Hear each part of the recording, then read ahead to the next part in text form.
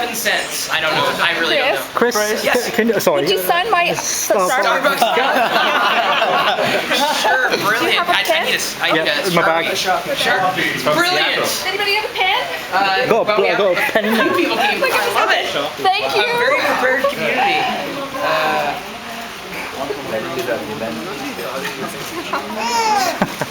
You know, the cool thing is, and this happened with Blogger Fair, so I know most of my community are male, but since starting the vlogs, I've had I now have a wider demographic. I'm trying to, as much as... This is mine. I'm going to hold on to this for whoever's pen this was. Thank you. We can keep it. Oh, hold on to it. Thank you. The amount of girls or females or women who are following have increased, which is fantastic. Because Blogger Fair had 80% female. Yeah, but because blogs tend to be more social, and as a gender, women are more predisposed to intercommunication with each other. This is why they tend to like more reality shows than guys do. Guys are attracted to different things. Epic! Fantastic. Spiffy, right? Spiffy. Oh, spiffing. Jolly good. Jolly good. We're going to be moving to a hotel though because it's raining outside and we're kind of cramped under this whatever it was. There was a wedding here earlier. Not anybody we knew, right? No. Okay, so everybody say your name. The Big Star! DJ Reeman. And if you're on Twitter, your Twitter handle? DJ Reeman! If you're on YouTube? Okay, so subscribe, follow. Yeah, I heard all that. It'll be in the description. Oh yeah, God, no. What I'm going to do is set up like a Google Doc, and everybody is here if they're recording video or photos or whatnot. We're using the hashtag Vlondon, so it's a V in front of the word London. And now that Facebook supports hashtags, that's awesome. But I'll be sure to send that link to everybody so that they can put their links to the YouTube videos, Twitter profiles, any kind of Instagram photos, so that everybody who's watching this video will be able to see the videos that everybody else in our community has created. Because these people here, they're a part of your community too. Yeah. Hello. Yeah. Chris, when you actually went from TV to YouTube, was it like a really completely different transition to what you were doing? Not really. And I was only, a lot of people think that I got my start at Tech TV, but it was only because of things that I was doing before Tech TV that I landed the job in the first place. And that's, it's fine, I don't care. As long as there are more people out there who don't know who I am, so I'm happy that everybody has discovered, you have discovered me, that's great. Because I'm still putting it out there, whether it's 2 people who are watching or 10,000. Yeah. But I've always been comfortable in front of the camera. Moving to YouTube, I had to wait for that right proposition, and it just so happened, because videos, it takes time to produce. It's why I hate editing videos, so the fact that I do a vlog every day, you have no idea. I hate editing video. And you can look at all my videos and see, that's why I do live to tape. I just shoot right through it. Like, I don't want to edit, because it takes time, and energy, and like time. You only have so much time in a day. But it was an easy transition after I started doing the live stream, because I was able to hit record, and we were able to get that clip and then put it onto YouTube. A lot of the early YouTube videos were crap quality because it was just easier to do. It was easier to do the content that way. And then as time went on, I changed cameras, we changed how it was actually produced, and we figured out a different way of doing it, which of course upped the quality too. But I try to do it without taxing my time any more than I needed to, which is the challenge with video. That's true with video, it does take a while, you know. It takes a while. I try to make the audio as good as it can be, because if you have bad audio, the video sucks. But a lot of the crappy video is fine if the audio is at least passable. Chris, how many do you get with your live stream? How many viewers? I don't know. Over the years, like millions. No, I mean at any one time. I don't know. I don't promote it as much anymore because after going through some personal changes, I just realized, like, I love doing the live stream. I love having it there because it's kind of like I'm not alone in the home office. But having the mic up, I would always have to, I gotta mute it when I'm on the phone or I'm listening to music, and YouTube doesn't want me to rebroadcast music, so it actually it hampered my ability to enjoy my space. So I try to find the happy medium. And by muting it, I know I did a lot to decimate its value. But the chat is still integrated and it's still there. People still email me and hey, the live stream's down. The reason why I ask is because I've got a tier 1 network for live broadcast.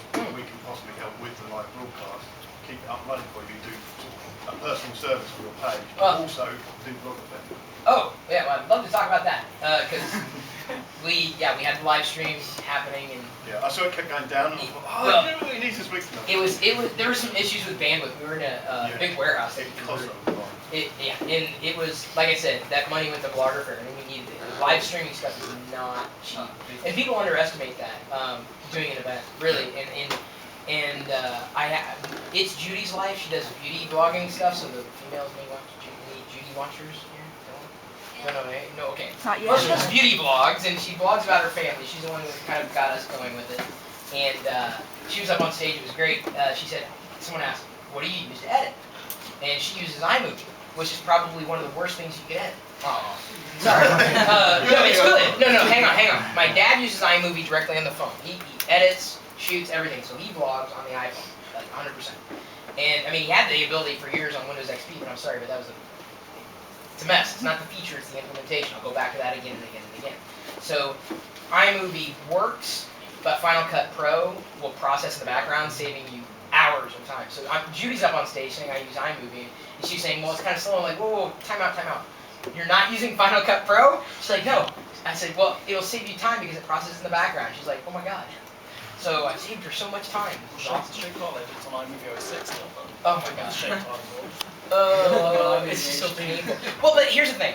I hate editing videos, so that's why it's just like quick jump cut. Like so I'll screw something up, whatever. It takes too much time. I'm not a video producer at all, and I also don't want to overproduce. And I think the value of a vlog is it can be anything. I still try to keep in mind a steady shot, so I'm very careful about that as well. But sometimes it's the content, not necessarily how it's delivered. But from a production standpoint, I try to keep it same. But ways we psych ourselves out. When I was invited to do the skydiving with the Golden Knights, I didn't want to do it. John and Callie had asked me, you want to do it, skydiving? I'm like, no, no, that will not be happening. It's like, come on, it's the Golden Knights in the Army, and they know what they're doing. I'm like, and I thought about it for a second. I'm like, if I'm going to do it, and I would never, ever in my entire life wanted to skydive. Ever. Never would have imagined it. And I psyched myself out. And when I did that experience, I was nervous, but I got on the plane and strangely enough, it was an eerie kind of calm. Like I gave myself over to the experience, and which was just nerve-wracking. I'll just never forget it. Oh God. I would probably do it again with that team. I don't know if I would necessarily go on vacation and do skydiving, but I've done it once. I can say I've done it once. Once is enough. But I just gave myself over to the experience, even though it was not. It put myself out of my comfort zone because again, I'd psych myself out. Now, if you had a spider, like a tarantula right there, no way in hell I'd get the hell out of London. I'd just make a beeline for the the nearest exit. It would not happen. Like there's some things I will not do, but it's all in my head, right? Yeah. And so that camera, when you have context to, it's being recorded. It's going to be out there in permanence. Yeah. And that's one of the reasons I like video more than photos.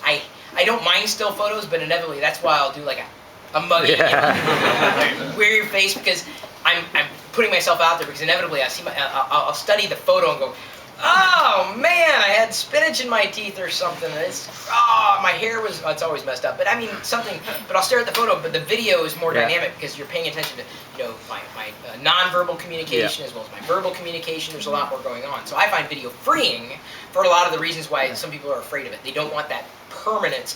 They don't know who's going to see it, and they're afraid of that. So to help them over that hurdle, of course, if they're uncomfortable, they're uncomfortable. But I always, explain that the camera is another person. It's just another person. Yeah. And the lens is another person. And when you treat the camera like that, it's easier. And that's my number one trick. Don't psych yourself out. That's how I've fainted before when they've drawn blood because I psyched myself out. Really stupid. It's always been my fault that I fainted, and that's never been vlogged though. Because I do not like blood. So no blood, please, in the room. If you're gonna bleed, do it elsewhere.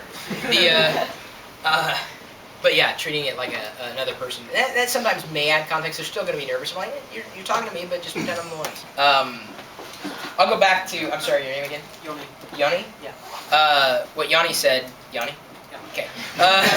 Verifying because I'm turning into dad. My ears are gonna get bigger. You're gonna tune into TLDR one day. Like, when did Dumbo take over? I'll go back to that, personality, and that ultimately is going to separate you from everybody else, and you have to do a lot. What I've learned though, and I've mentioned this to a few people, like they've got a great Twitter following, and not just the amount of numbers, because it's difficult to look at subscribers and see that as everything. But typically, if you have a higher YouTube engagement, you're going to have a higher social engagement, like all across the board. And I found that to be true, and I'll go back to the idea that when you're on YouTube, am I boring you? No. Okay. You're more tired than I am, I'm sure. No, I'm giving you. I've had a couple of days. That's why. Oh, I'm sorry.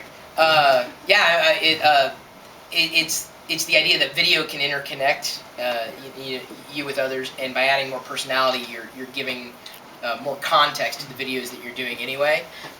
There are two types of vloggers, and I learned this through Clintus McGintis, who was one of the original vloggers long before YouTube, at a time when it's hard for many people to remember, but that vlogging in its inception wasn't on YouTube. It was individuals producing videos on their blog and publishing independently because they didn't want to give YouTube their content. Well, back when I had to make a decision, like, do I use YouTube or produce elsewhere? Well, at that point, I really wasn't doing a lot of videos. I did one or two in the beginning of the YouTube channel, just to try to find my voice in it, and didn't have really the right path to go down, something that would work for me at that time. And I said, no, there's more people out there who don't know who I am than do know who I am, and so there's a greater chance of connecting with community in a place where the rest of the community is. I got to go to where community is. And I've said that about community in general. I got to go to where they are. But I've started to produce more videos that were more informative, so that's the educational component of my edutainer label. The education part is the crux of how most people would discover, because they were looking for information, and either my personality pulled them in or it repelled them, or they were ambivalent. That's the thing. You don't want when you're building audience or community, you're not in the middle. You guys are on the extreme positive side. Everybody who's in this room, because you made an effort to be bored off your rocker and get wet and then come to a basement. Which is actually a gas chamber. Just so you know. So you're all dead. This is a happening. So you want them on one side or the other. So you either want them to love you or you want them to hate you. One side or the other. And hopefully more of them love you. But when you add vlogging on top of that, from having information, you may find you get better traction across the board. But there are people who just vlog, period, and they're going to have potentially a more difficult time finding that audience. Because those are the only things they do, is just like, if you don't do another type of video, like a beauty video, tech stuff, entertainment, having a vlog can accelerate that, but not having that entertainment component, just nothing more than, hey, I'm brushing my teeth right now, they may not know who you are, and they may not care enough to know you. You're just throwing your story out there without any relevance. They don't have context, or enough context yet. So there are people who've done that very well. I mean, they've got a unique story, a unique experience, and they share it, and they know how to present themselves, and whatever they're doing resonates. But ultimately, what will spell the difference between someone who's going to succeed and someone who's going to continue to spin their wheels, at least with vlogging, and not so much the information stuff, because obviously if you don't know what you're talking about, or you can't present yourself in that way, you're going to fail anyway. But the vlogging component, the less of a personality or story that they have, or inability to share that effectively, you're going to continue to spin your wheels. And unfortunately, there are people who just they've got their hearts in the right place, but maybe with a little bit of coaching it can come out. But it's kind of like it's an art, and I'm not an artist by any stretch. But it's to be able to do it and to stick with it takes time, and to have something that other people find valuable. In one way or another, whether it's just wasting 10 minutes a day, or they're looking for information, or they think it's fun, it's going to be tied into you as someone who's putting it out there. And even though you may think, and I don't know you from Adam. I don't know if your name is Adam, or if there's an Adam in the room. But it's a saying we say in America. I don't know you from Adam. Trying to break down the language barriers, people working with me. That just putting that information out there may not be enough. That your personality isn't. It's not the. I hesitate to say this. It's not the wrong personality, but it may not translate well in video. and especially if there's no relevance to what you're putting out there. So it's something to consider. I mean, everybody's got a different approach to it, and everybody absolutely should have a different approach to it. But I'll always go back to be genuine, be yourself, put your personality into it, decide what your boundaries are.